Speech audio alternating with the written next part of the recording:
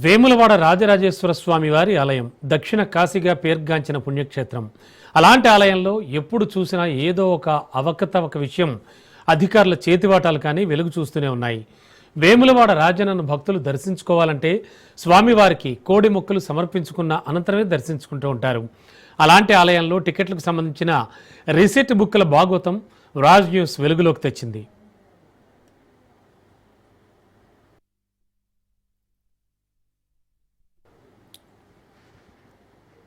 భద్రపరచాల్సిన బుక్కులు బయట పడవేయడంతో పాటు గతంలో మాదిరి ఇప్పుడు కూడా టికెట్ బుక్కులు ప్రింట్ చేసి యథేచ్ఛగా డబ్బులు దంటుకుంటున్నారనే అనుమానం తలెత్తుతోంది. ఇదే అంశంపై ఆలయ ఈవో రాధాబాయిని రాజ్ న్యూస్ వివరణ అడగ్గా భద్రపరచాల్సిన టికెట్ బుక్కులు బయటకు రావడం తప్పిదమని, కోడి ముక్కుల టికెట్లు పర్యవేక్షణ ఎవరు చూస్తున్నారో తెలుసుకుని ఎంక్వైరీ చేసి సంబంధిత అధికారులపై శాఖాపరమైన చర్యలు తీసుకుంటామని చెప్పారు. ఇదే అంశానికి సంబంధించి మరింత సమాచారాన్ని ఆలయ ఈవో రాధాబాయితో మా ప్రతినిధి రవీందర్ ఫేస్ టు ఫేస్ అందిస్తారు. వేములవాడ రాజన్న ఆలయము దక్షిణ కాశీగా పేరుగాంచింది. ఇక్కడికి వేల సంఖ్యలో భక్తులు వచ్చి స్వామివారిని దర్శించుకుంటారు. కానీ ఆ ఆలయంలోనే చాలాసార్లు చాలా అవకతవకలు జరగడము, ఉద్యోగులకు సంబంధించిన చాలా అవకతవకలు బయటకు రావడం, ఏసీబీ అధికారులు రావడం, విజిలెన్స్ అధికారులు రావడం, వాటిని ఎంక్వైరీ చేయడం, కొంతమంది అధికారులపైన కూడా సస్పెన్షన్ వేటు వేయడం, కొన్ని రికవరీ చేయడం, ఇట్లాంటి సంఘటనలు చోటు చేసుకున్నాయి. ప్రస్తుతానికి వేములవాడ ఈవోగా ఇన్ఛార్జ్ ఈవోగా కూడా ఇవ్వడం జరిగింది మేడంకు. మరి మేడం మనతో పాటు ఉన్నారు, వారిని తెలుసుకునే ప్రయత్నం చేద్దాం. చెప్పండి మేడం, మీరు వచ్చినప్పటి నుంచి ఇప్పటి వరకు వేములవాడ పుణ్యక్షేత్రానికి ఎటువంటి చర్యలు తీసుకుంటున్నారు? అదేవిధంగా కింది స్థాయి ఉద్యోగులు కావచ్చు, పై స్థాయి ఉద్యోగులు కావచ్చు, వారి పైన ఎటువంటి దృష్టి సారిస్తున్నారు? వచ్చే భక్తులకు ఎటువంటి సౌకర్యాలు కలిగిస్తున్నారు? నేను ఈవో ఎఫ్ఎస్సి ఈవోగా చేస్తున్నాను వేములవాడ టెంపుల్కి. నేను ఆర్డీఓ కూడా చేస్తున్నాను. నేను ఛార్జ్ తీసుకొని కూడా 2 months అయింది. ఇంతకుముందు కూడా తెలపడం జరిగింది. మీరు చెప్పినట్టుగానే మనకి లాస్ట్ 2020-24లో మనకు ఆగస్టులో ఏసీబీ అధికారులు వచ్చి కొన్ని ఎంక్వైరీ చేస్తే ఒక 8 మంది మీద ఆర్టికల్ ఆఫ్ ఛార్జెస్ ఫ్రేమ్ చేయడం జరిగింది. అది ఫ్యాక్టే. సో 2 months నుంచి నేను ఎఫ్ఏసీగా ఛార్జ్ తీసుకున్నాను. సో నేను వచ్చిన తర్వాత కూడా చూస్తే మన దగ్గర టోటల్ ఎంప్లాయీస్ మనకి ఒక 100 రెగ్యులర్ ఎంప్లాయీస్ మనకి 150 వరకు ఉన్నారు. అండ్ అవుట్ సోర్సింగ్ ఎంప్లాయీస్ మనకి 300 వరకు ఉన్నారు. టోటల్ మన మెయిన్ టెంపుల్ తీసుకున్నా, మనకి సబ్ టెంపుల్స్ తీసుకున్నా. సో నేను వచ్చిన తర్వాత యాజ్ ఏ అడ్మినిస్ట్రేషన్ పరంగా మనము ఒక ఆఫీస్ ఆర్డర్ కూడా తీయడం జరిగింది.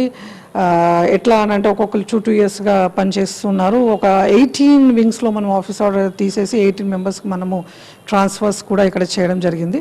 గత 2 monthsగా అంత చక్కగానే ఉంది. మనం ఆర్డర్స్ కూడా ఇవ్వడం జరిగింది మన టెంపుల్లో. మేము మేడం గతంలో కూడా చూసుకోవడం జరిగింది. ఎంతోమంది ఈవోలు వచ్చారు, వెళ్ళారు. అధికారుల పనితీరు మాత్రం మారడం లేదు. మనం గతంలో చూసుకున్నాము, ఒకవైపు కోడల టికెట్లకు సంబంధించి వాళ్ళు ఇంట్లోనే ప్రింట్ చేసుకొచ్చి ఇక్కడ సేల్ చేయడం, డబ్బులు దండుకోవడం, ఇట్లాంటి సంఘటనలు జరిగితే సస్పెండ్ చేశారు. ఇప్పుడు అదే ఘటన చోటు చేసుకోవడం జరిగింది. ఒకవైపు లడ్డుల కౌంటర్ పైన చెత్త పైన కోడలకు ఇచ్చిన టికెట్లకు సంబంధించి రిసిప్ట్ బుక్లు దానిపైన దొరకడం జరిగింది. రాజ్ న్యూస్ చింతక వచ్చాయి. అవి మీ దృష్టికి తీసుకువస్తున్నాం. వాటిపైన మీరు ఎట్లా చర్యలు తీసుకుంటారు? సో ఇవి దీనికి సంబంధించిన మొత్తం రిసిప్ట్స్ బుక్స్ అన్ని అయిపోయినాయని మనం ఒక 20 సంచులు వేసేసి మనకి ఇక్కడ ఓపెన్ టాప్ పక్కనే మనం పెట్టి ఉన్నారు, సంచులన్నీ పెట్టి ఉన్నారు. నేనేమనుకుంటున్నానంటే ఆ సంచులు ఏదైనా ఒకటి సంచి తీసి ఉన్నట్టున్నది. ఆ తీసి ఉన్న సంచులు దాంట్లో మీద గురించి ఏమైనా తీసుకున్న పైన వేసారేమో అని నేను అనుకుంటున్నాను. కాబట్టి మీరు నిన్న కూడా నా దృష్టికి వచ్చింది కాబట్టి మీరు కూడా ఈరోజు చెప్పారు కాబట్టి నేను ఆల్రెడీ అది ఎంక్వైరీ చేస్తున్నాను. అక్కడ ఎవరు వర్క్ చేస్తున్నారు, అది ఏ విధంగా పోయింది అనేది అది నేను చేస్తున్నాను. నేను ఆల్రెడీ ఇక్కడ ఉన్న ఎంప్లాయీస్కి నేను ఆల్రెడీ వార్న్ కూడా చేశాను. ఎలాంటి అవకతవకలు జరగకూడదు. జరిగితే మాత్రము చట్టరీత్యా నేను యాక్షన్ తీసుకుంటాను కూడా ఇక్కడ ఆల్రెడీ చెప్పడం కూడా జరిగింది. ఆఫీస్ ఆర్డర్స్ కూడా చాలా తీయడం కూడా జరిగింది. మొన్న ఒక ఇష్యూ కూడా అయింది. ఏ ఇష్యూ అయింది అని అంటే 25 రోజుల ముందు కూడా ఒక ఇష్యూ అయింది. ఆ ఇష్యూలో మనకి ఒకటి పేపర్లో వచ్చినప్పుడు ఆడియో కూడా రిలీజ్ ఇచ్చింది. ఆడియో రిలీజ్ మీద మనకి 8 ఏజెన్సీస్ ఎవరైతే మనకు అవుట్సోర్సింగ్ మీద పనిచేస్తున్నారో వాళ్ళ సూపర్వైజర్ లక్ష్మీ నారాయణ గారు ఆ ఆడియోలో మాట్లాడిన విధానాన్ని తీసుకొని నేను ఆయన మీద ఎఫ్ఐఆర్ కూడా ఫైల్ చేయడం జరిగింది.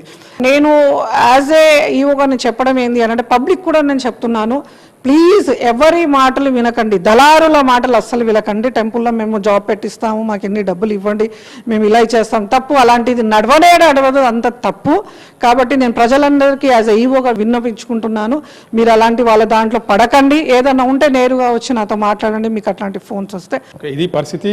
అంటే ఇప్పటి వరకు చూసుకుంటే దాదాపు గతంలో కూడా చాలా సమస్యలు చోటు చేసుకోవడం జరిగింది. మేడం వచ్చిన అనంతరం కూడా ఏమైనా సమస్య వచ్చిందంటే వాటిపైన దృష్టి సాధించడం, ఒకవైపు ఎవరైనా తప్పు చేస్తే వాళ్ళపైన సస్పెన్షన్ వేటు కూడా వేస్తాము. అదేవిధంగా ఈ రిసిప్ట్ బుక్స్ సంబంధించి గతంలో జరిగిన అవకతవకలు మనం చూసాము. ఇప్పుడు కూడా ఎంక్వైరీ అయిన అనంతరం కూడా వాళ్ళపైన ఎటువంటి చర్యలకైనా పూనుకోవడానికి నేను సిద్ధమని ఈవో మనతో చెప్తున్న పరిస్థితి. కెమెరా పర్సన్ సంజీవ్తో కలిసి రవీందర్, రాజ్ న్యూస్, వేములవాడ నియోజకవర్గం.